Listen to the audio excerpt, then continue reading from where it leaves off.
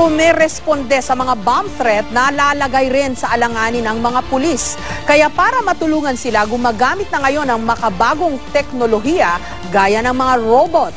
Live mula sa Quezon City, may report si Bam Alegre. Bam? Jessica, maging yung mga bomb jokes, sineseryoso yan ang pamahalaan at ipinagbabawal sa batas. Hindi kasi biro ang pinsalang maaaring idulot ng bomba. Narito ang ulat.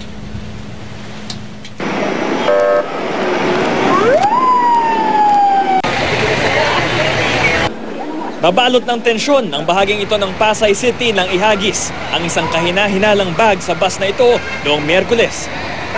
Pinababa ang mga pasahero at nagsikip ang daloy ng trapiko. Ang mga pulis gumamit ng makabagong teknolohiya para dikitan ang hinihinalang pampasabog, isang robot.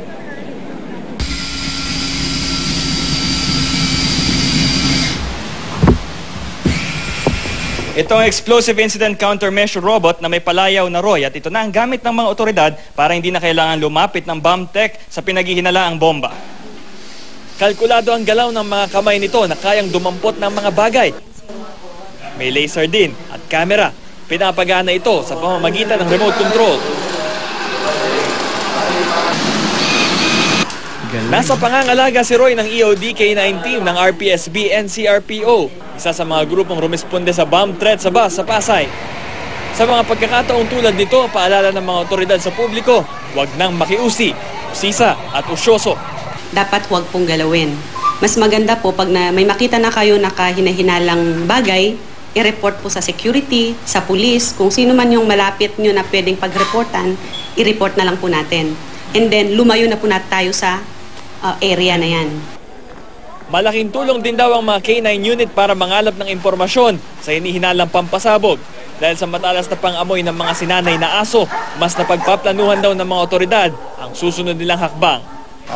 Mapapansin po natin pagka yung aso natin nakakamoy na tinatawag na bomba o explosive device.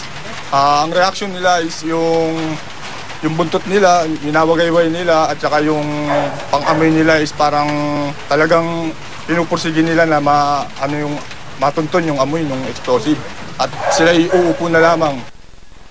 Ayon sa nakausap nating mga eksperto, ilan sa mga indikasyon na kahina-hinala yung isang item bigla na lang itong iniwan at yung nagdala ron biglang umalis. Isa pa yung mga sasakyan na bigla na lang daw iniwan na nakatiwangwang. Jessica. Okay, itong robot, Bam, may pangalan na ba ito?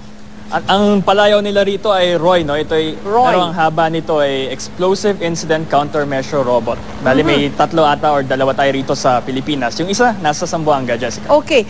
Kaya nitong kumuha ng litrato, kaya rin itong mag-detonate ng bomba? Tama ba?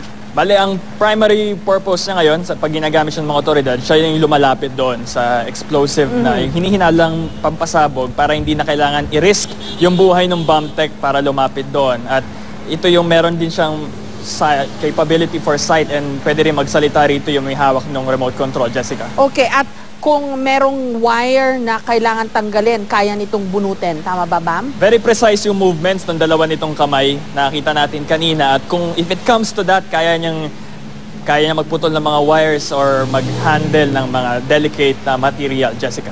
Okay. At medyo nakaka-reassure lang din makita na meron na rin palang protective gear itong ating mga bomb squad, no? Yan, yung katulad ng pinapakita natin, yung para nakikita lang natin yan sa pelikula nung araw, meron na rin pala itong ating mga pulis ngayon, no? Jessica, lagi sinasabi sa atin ng mga nakakausap natin dito sa bomb squad, yung mga makinarya, madali daw palitan, pero yung buhay ng kanilang personnel, ito daw yung, kumbaga, non-replaceable, Jessica, kaya lagi sila nag-iingat dito.